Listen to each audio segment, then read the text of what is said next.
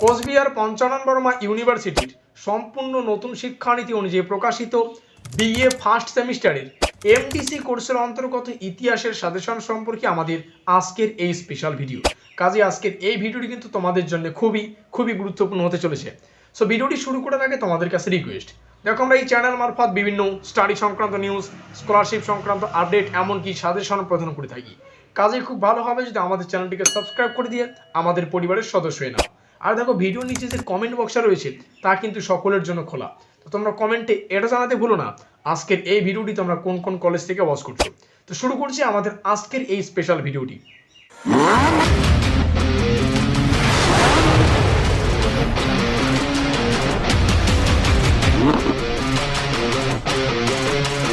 তো ঠিক যেমনটা আমরা আলোচনা করলাম, কোচবিহার পঞ্চানন বর্মা ইউনিভার্সিটির বিএ ফার্স্ট সেমিস্টারের এমডিসি কোর্সের অন্তর্গত হিস্ট্রি সাজেশন সম্পর্কে আমাদের আজকের এই স্পেশাল ভিডিও। সো ভিডিওটি শুরুতেই মূল যে বিষয়টা ভালো করে বুঝতে হবে।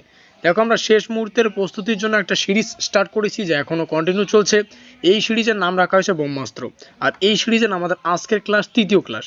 অর্থাৎ ইতিমধ্যে আমরা দুটো ক্লাসে গুরুত্বপূর্ণ প্রশ্নাবলী এবং তার উত্তর সম্পর্কে বিস্তারিত আলোচনা করে ফেলেছি। আর ওই ভিডিওগুলির লিঙ্ক আমি পরপর ডিসক্রিপশন বক্সে প্রদান করে দেবো, তোমরা চাইলে সেখান থেকে দেখে নিতে পারো। আর এই ব্রহ্মাস্ত্র নামক সিরিজের প্রত্যেকটা ক্লাস তোমরা যদি করতে পারো, এমডিসি কোর্সের অন্তর্গত হিস্ট্রি সম্পর্কে তোমাদের আর কোনোরূপ মাথা ব্যথা থাকবে না।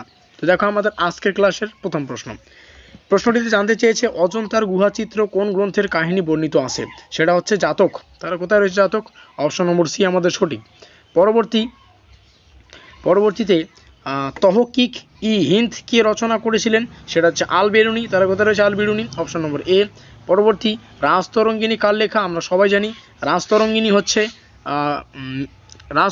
আমাদের কলহনের লেখা। তাহলে আমাদের অপশন হচ্ছে কলহন, অর্থাৎ অপশন নম্বর আমাদের সি। পরবর্তী মেগাস্থিনিস কে ছিলেন? মেগাস্থিনিস হচ্ছে সেলুকাসের দূত। তাহলে কোথায় রয়েছে সেলুকাসের দূত? অপশন নম্বর এ আমাদের সঠিক। পরবর্তী 45। তো 45-এ কী বলছে?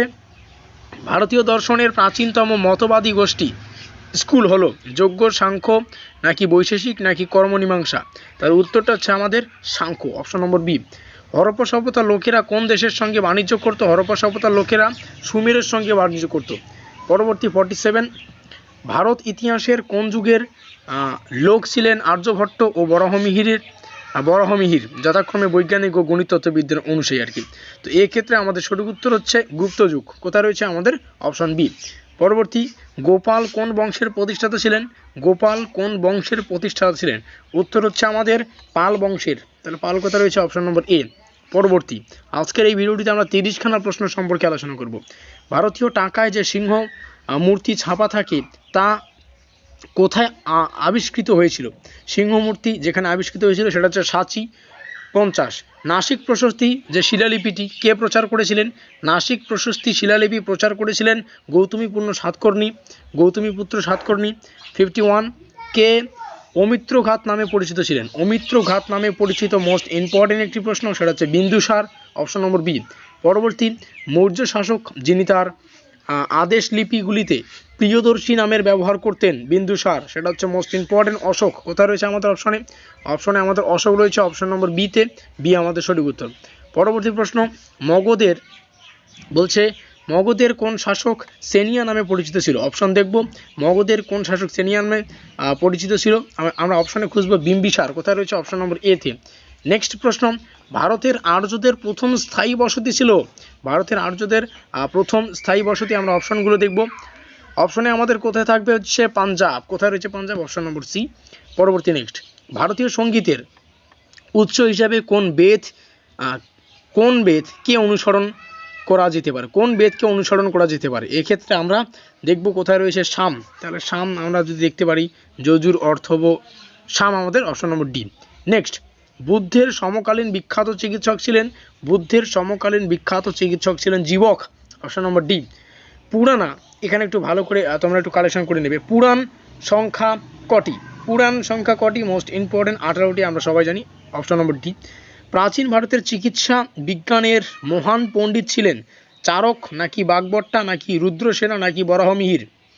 এই ক্ষেত্রে আমাদের অপশন হচ্ছে আমরা অপশন করব, আমাদের সঠিক উত্তর হচ্ছে চারক, অপশন নম্বর এ।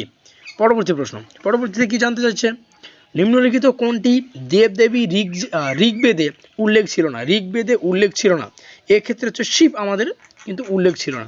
পরবর্তী, গুপ্ত সময়ের বিখ্যাত গণিততত্ত্ববিদ ছিলেন, মোস্ট ইম্পর্টেন্ট, সেটা আমরা দেখবো আর্যভট্ট হচ্ছে গুপ্ত সময়ের বিখ্যাত গণিততত্ত্ববিদ বা গণিতবিদ।